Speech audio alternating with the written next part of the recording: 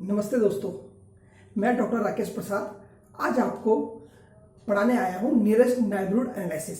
जी हाँ दोस्तों, आज हम बात करेंगे, इसको हिंदी में बोला जाता है निकटतम पड़ोसी विश्लेषण। जी, निकटतम पड़ोसी विश्लेषण, जैसे कि आप जानते होंगे, इसके बारे में मैंने एक वीडियो पहले ही अपलोड किया था, जिसको मैंने नियरेस्ट नेबरहुड एनालिसिस के नाम से उस वीडियो को अपलोड किया था। मेरे कुछ कमेंट बॉक्स में और मुझे कुछ पर्सनल मैसेज में कई स्टूडेंट्स ने बोला कि सर प्लीज़ आप हमारे लिए ये जो लेक्चर है हिंदी में भी बना दीजिए। तो इस कारण दोस्तों मुझको दोबारा से आपके साथ आना पड़ा इस लेक्चर को पढ़ाने के लिए, और मैं आज इस लेक्चर को हिंदी में पढ़ाने के लिए आपको आया हूँ।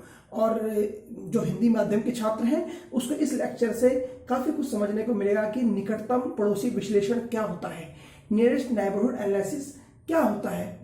काफ़ी सारे स्टूडेंट, ज्योग्राफी के भी स्टूडेंट इसको पढ़ते हैं और अन्य विषयों में भी नियरेस्ट नेबरहुड एनालिसिस का प्रयोग होता है, जैसे कि बॉटनी भी हो गई। तो आज के लेक्चर में हम शुरुआत करते हैं नियरेस्ट नेबरहुड एनालिसिस की, और ये जो लेक्चर है हमारा पूरा हिंदी में है। तो देखिए दोस्तों, मैंने आपकी सुविधा के लिए इस लेक्चर को पांच खंडों में विभाजित किया है।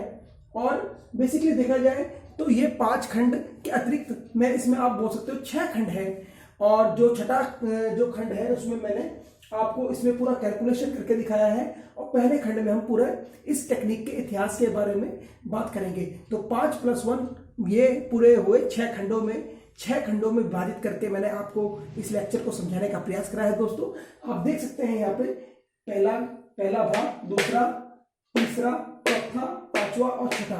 तो 6 खंडों में आपको ये पूरा लेक्चर नियरेस्ट नेबरहुड एनालिसिस को मैंने समझाने का प्रयास करा है। मैंने इस लेक्चर का सरलीकरण करके, इस टॉपिक का सरलीकरण करके आपको समझाने का प्रयास किया है। आप इस वीडियो में अंत तक बने रहें और समझें कि नियरेस्ट नेबरहुड एनालिसिस टेक्निक क्या है। ठीक है, तो शुरुआत करते हैं पहले खंड 1 से कि नियरेस्ट नेबरहुड एनालिसिस क्या है। देखिए, नियरेस्ट नेबरहुड एनालिसिस जो क्या है, ये एक नियरेस्ट नेबरहुड एनालिसिस को शॉर्टकट में NNA टेक्निक भी बोला जाता है। मेजर द स्प्रेड और the distribution of something over a geographical space. यानी कि नियरेस्ट नेबरहुड टेक्निक का हम कब प्रयोग करते हैं भूगोल में, जब हम किसी तत्व का या किसी पदार्थ का या मानव जनसंख्या का भौगोलिक वितरण के बारे में, यानी कि ज्योग्राफिकल डिस्ट्रीब्यूशन के बारे में जानने का प्रयास करते हैं कि वो पृथ्वी की सतह पर किस तरीके से फैला हुआ है, तो हम नियरेस्ट नेबरहुड टेक्निक का प्रयोग करते हैं। बहुत से भूगोल के छात्र इसको एक कोर्स के रूप में प्रयोगात्मक भूगोल में पढ़ते हैं। तो ये प्रयोगात्मक भूगोल में भी आपका ये लेक्चर बहुत ही काम का है। तो आप समझें कि नियरेस्ट नेबरहुड एनालिसिस क्या करता है, किसी भी तत्व का भौगोलिक वितरण यानी कि भौगोलिक फैलाव, कोई भी तत्व पृथ्वी में किस तरीके से फैला हुआ है उसके बारे में हमको सटीक जानकारी प्रदान करता है। ये बेसिकली क्या है, नियरेस्ट नेबरहुड एनालिसिस यानी कि निकटतम पड़ोसी विश्लेषण, जिसे हम NNA भी बोल सकते हैं शॉर्ट भाषा में, एक स्टैटिस्टिकल बेस्ड टेक्निक है, सांख्यिकी बेस्ड तकनीक है, जो कि किसी भी तत्व का स्पेशल स्प्रेड यानी कि स्थानीय वितरण और स्थानीय संबंधों का अध्ययन करती है। स्थानीय वितरण और स्थानीय संबंधों का अध्ययन करती है। सबसे पहले नियरेस्ट नेबरहुड एनालिसिस का जो खोज किसने की थी, सबसे पहले की थी P. हर्ड महोदय ने, जिसको उन्होंने 1919 में इस टेक्निक का प्रयोग किया था।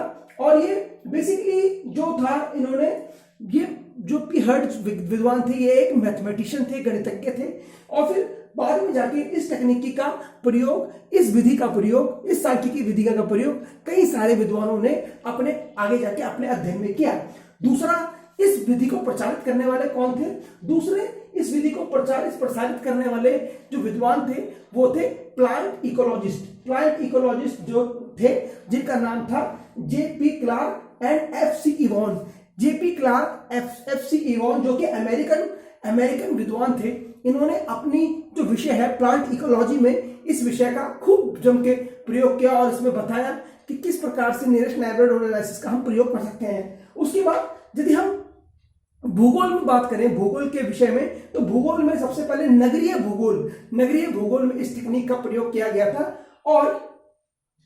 और इसको M.F. डेसी तथा L.J. किंग महोदय ने भूगोल में सबसे सर्वप्रथम प्रयोग किया था, डेसी व किंग ने। तो कभी भी आपको ये प्रश्न पूछा जाता है तो आपको ध्यान रखना है कि किसके द्वारा प्रयोग किया गया था।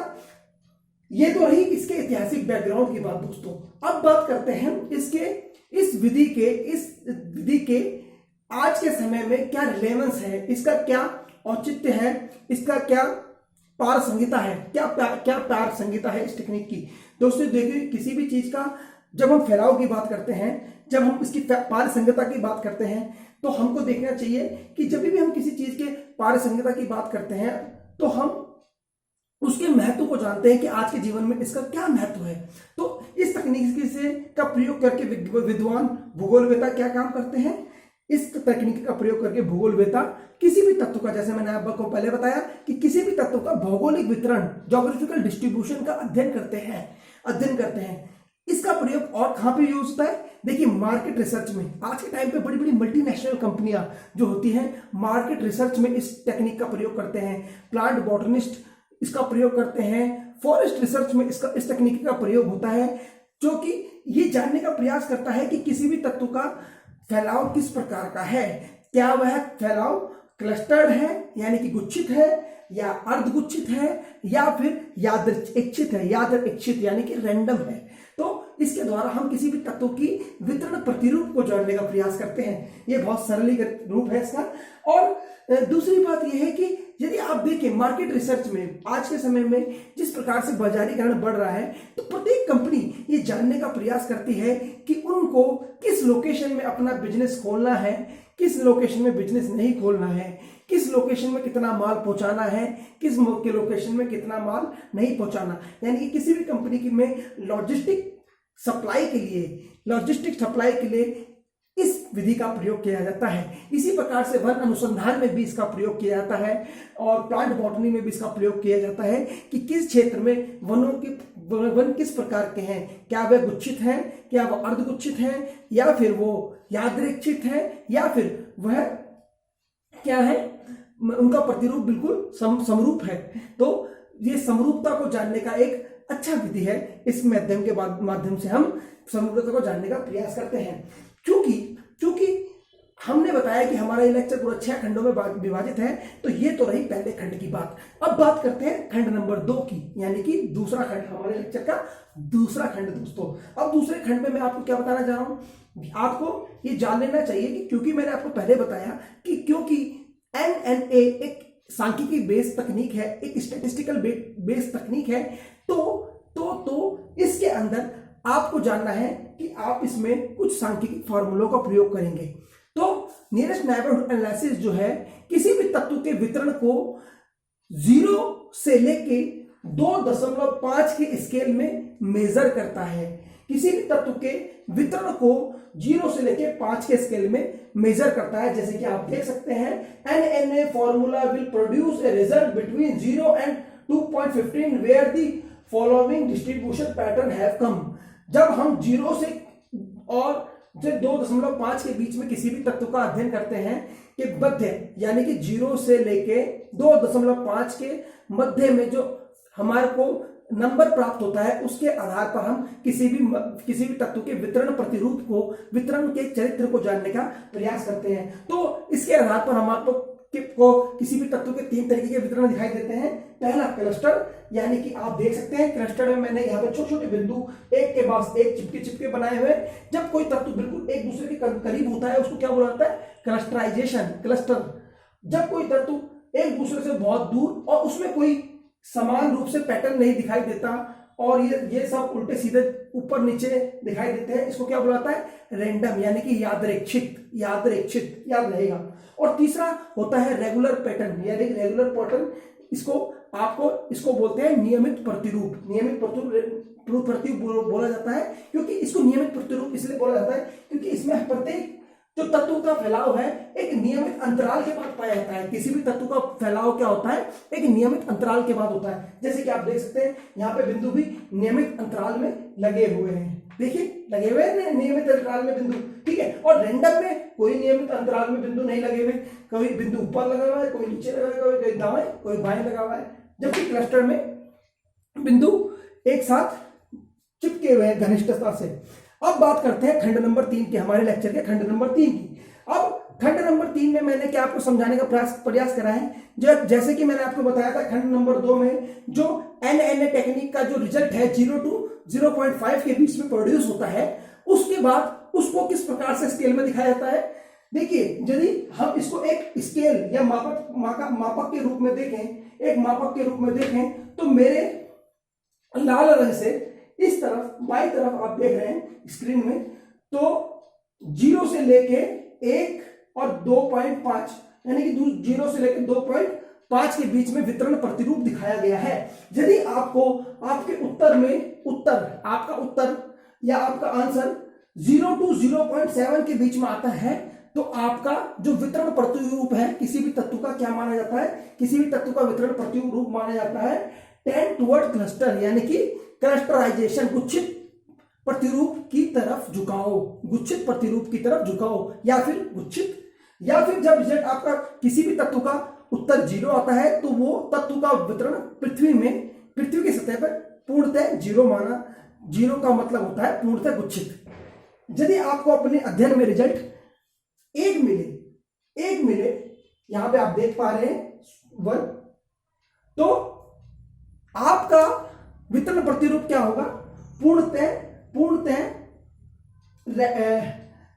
रैंडम होगा। क्या होगा, पूर्णतः रैंडम होगा, उसमें कोई भी प्रतिरूप नहीं होगा, कोई इंटरवल नहीं होगा, कोई नियमित अंतराल में किसी भी तत्व का ना पाया जाना होगा। जब आपका उत्तर 1 आएगा तो रैंडम होगा, और जब आपका उत्तर 1.3 से लेकर 2.15 के बीच में आएगा, तो आपका जो वितरण प्रतिरूप किस प्रकार का होगा, पूर्णतः रेगुलर की तरफ झुकाव उसका होगा। यदि आपका फिगर 2.15 आंसर आता है, तो उसको पूर्णतः नियमित प्रतिरूप बोला जाएगा। आप देख सकते हैं मैंने लाल रंग से जो आभा दिखाई है वो दिखाती है टेंड टुवर्ड क्लस्टराइजेशन को, और जो मैंने ब्लू रंग से यानी कि नीले रंग से जो आभा दिखाई है उसमें आप देख सकते हैं टेंड टुवर्ड रेगुलर। यानी कि बात स्पष्ट है, जब हमारा आंसर 0 आए तो किसी भी तत्व का वितरण प्रतिरूप क्या होगा, गुच्छित होगा। जब हमारा आंसर 1 आए तो किसी भी तत्व का वितरण प्रतिरूप क्या होगा, रैंडम होगा, यानी कि यादृच्छिक होगा।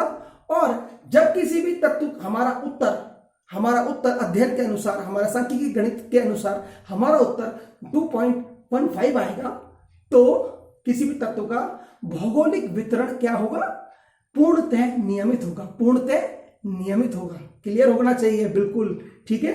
अब बात करते हैं इसी टॉपिक में हमारे खंड नंबर 4 की, बिंदु नंबर 4 की, जिसके माध्यम से मैंने आपको समझाने का प्रयास करा है इस टेक्निक का प्रयोग कैसे करते हैं। यह बड़ा ही महत्वपूर्ण है, थोड़ा ध्यान से समझिएगा। देखिए, ये खंड नंबर 4 है, इसमें मैंने आपको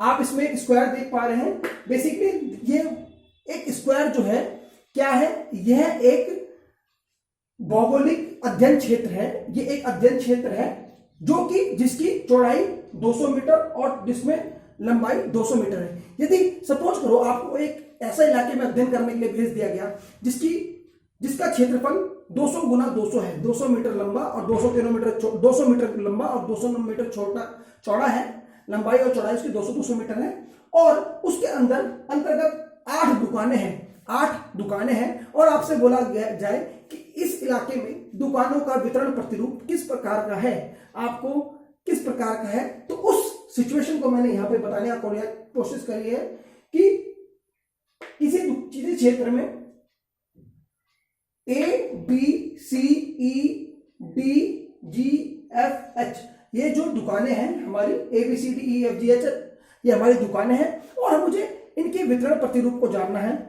हमको ये बिंदु दिए गए हैं परीक्षा में, और हमको इन बिंदु के माध्यम से बताना है कि हमारे क्षेत्र में इन दुकानों का वितरण प्रतिरूप किस प्रकार का है।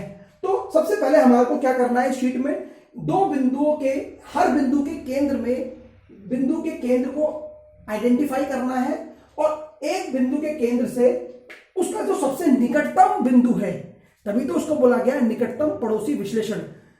यानी कि बिंदु ए यानी कि दुकान नंबर, शॉप नंबर ए को दिखाता है, इसी प्रकार से बिंदु number B shop number B को दिखाता है। प्रश्न यह है कि मुझे इन दुकानों का वितरण प्रतिरूप जानना है कि ये गुच्छित है, अर्धगुच्छित है, रैंडम है, यादृच्छिक है या फिर नियमित है, रेगुलर है। तो इसको करने की विधि सिंपल है। पहले आपको ए बिंदु को आइडेंटिफाई करके उसका बिल्कुल केंद्र पकड़ लेना है। जिस प्रकार से मैंने आपको देख रहे होंगे, मैंने बिंदु ए के बीच में केंद्र देख रहे होंगे आप, जहां पे मेरा पेन की टिप है। इसका फुट्टा लेके आपको स्केल लेके उनके बीच की इस बिंदु से इस बिंदु के केंद्र की दूरी को मापना है, जो कि मैंने पहले से ही माप रखी है, जिसको मैंने 50 मीटर मापा है। इसी प्रकार बिंदु बी का नियरेस्ट नेबरहुड कौन है, जरूरी नहीं है, यहां पे याद रखना है कि बिंदु बी का नियरेस्ट नेबरहुड जरूरी नहीं है कि बिंदु सी हो। बिंदु बी का नियरेस्ट नेबरहुड यानी कि निकटतम पड़ोसी कौन हो सकता है, कोई भी हो सकता है। यहां पे इस सिचुएशन में बिंदु बी का निकटतम पड़ोसी ई है, तो बिंदु बी से ई की दूरी नापी जाएगी, ना कि बिंदु सी की। याद रहे, बिल्कुल भी स्पष्ट रहे। तो आप यहां पे एक तीर का निशान भी देख रहे हैं, एक एरो मार्क भी देख रहे हैं। ये एरो मार्क दिखाता है, दर्शाता है कि मैंने ये दूरी इस दिशा से इस दिशा की तरफ मापी है। ठीक है, इसी प्रकार मैंने बी से ई की दूरी नापी, और ई का निकटतम पड़ोसी कौन है, एफ है, और एफ का निकटतम पड़ोसी कौन है, ई है। और फिर जी का निकटतम पड़ोसी कौन है, जी का निकटतम पड़ोसी आप देख पा रहे हैं एफ है, और एफ का निकटतम पड़ोसी भी जी है। इसी प्रकार सी के साथ भी ऐसे ही मैंने किया है, और डी का निकटतम पड़ोसी एच है। इसको आप इसी प्रकार से सबकी दूरी नाप लेंगे, और आप देख पा रहे हैं कि आपने दूरी जो नापी है उसको स्पष्ट रूप से आप देख पा रहे हैं। ठीक है, तो ये 30 मीटर है। इस दूरी को, ये तो रहा टेबल नंबर हमारा, खंड नंबर 4 हमारे टॉपिक का, जिसकी इसका क्षेत्रफल कितना है, 200 मीटर बाय 200 मीटर। ठीक है, आपको क्षेत्रफल दिया होगा, आपको सवाल के अंदर आपको क्षेत्रफल दिया होगा और बिंदु दिए होंगे। आपको अपने अध्ययन में, अपने सवाल में, जब आप यूजीसी नेट का पेपर अटेम्प्ट करें या फिर अपनी प्रतियोगिता परीक्षा का कोई क्वेश्चन अटेम्प्ट करें या फिर प्रयोगात्मक परीक्षा को अटेम्प्ट करें, तो आपको दूरी स्वयं मापनी होगी। और आपको यह ध्यान रखना है कि एक बिंदु से बी का नियरेस्ट नेबरहुड, निकटतम पड़ोसी कौन सा बिंदु है, हरदम याद रहे निकटतम पड़ोसी को ही नापना है। और जैसे कि मैंने पहले बताया कि जी का निकटतम पड़ोसी एफ है और एफ का निकटतम पड़ोसी क्या है, जी है। तो आपको ये बिल्कुल स्पष्ट होना चाहिए कि आपको यह बिल्कुल ज्ञात होना चाहिए। ठीक है, अब बात करते हैं हमारे सवाल के, हमारे इस लेक्चर के खंड नंबर 5 की, जो कि और भी सिंपल है। यहां पे इस पूरे जो हमको सवाल दिया गया है, ये जो दिया गया है, इसको मैंने टेबल के माध्यम से यहां बना लिया है। आपको अपने उत्तर में टेबल बनानी है। आप, मैंने सीरियल नंबर में शॉप्स लिखी हैं और shop number A to H लिखी है। ये टोटल शॉप कितनी है, 8 है, जिसको एन के माध्यम से दिखाया जाएगा।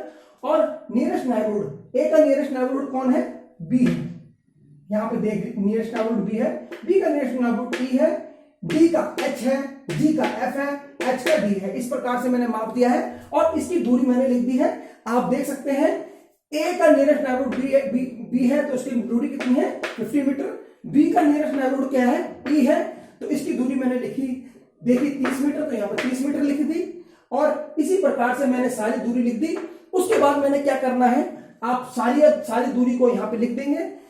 आप खुद भी देख सकते हैं कि मैंने यहाँ पे जो H का जो नियरेस्ट नेबरहुड है क्या है, वो है D है।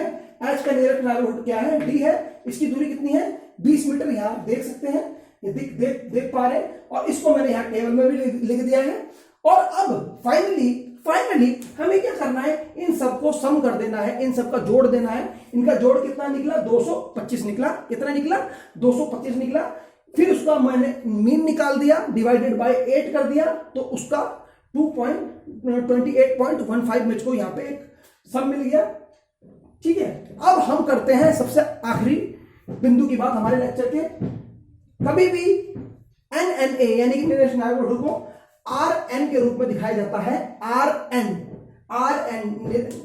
और इसका फॉर्मूला आता है D बार ब्रैकेट में OBS बट्टे 0.5 स्क्वायर रूट के अंदर a बट अपॉन n।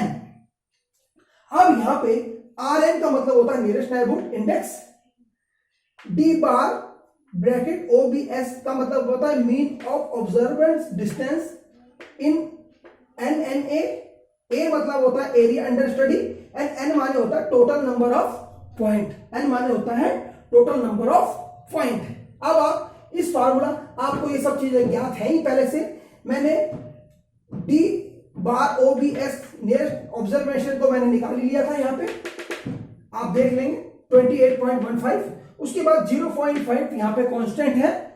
उसके बाद मैंने क्या करा कि मुझको टोटल एरिया कितना मिला 200/200। अगर मैं चार्ज एन ए को मैंने क्या बताया, आप देख पा रहे हैं 200/200 करेंगे तो आप क्या मिलेगा, आपको 40,000 divided by N. N is equal क्या होता है, एन आपको मैंने दे रखा है यहां पे। तो आपके पास पूरी कैलकुलेशन यहां पे अवेलेबल है, आप देख सकते हैं। आपके पास 28.15 है, आपके पास n है, 0.5 आपका पहले से दे रहा है। और आपको अगर आप 2000 लंबाई गुणा चौड़ाई को अगर आप ले लेंगे तो आपका क्या आ जाएगा, a भी आपका आ जाएगा। और आपका a बनाने के लिए आपको जरूरत नहीं होनी चाहिए बोलने की 200 × 200, तो आपका a भी कैलकुलेट हो जाएगा जो कि 4000 स्क्वायर मीटर है। क्लियर।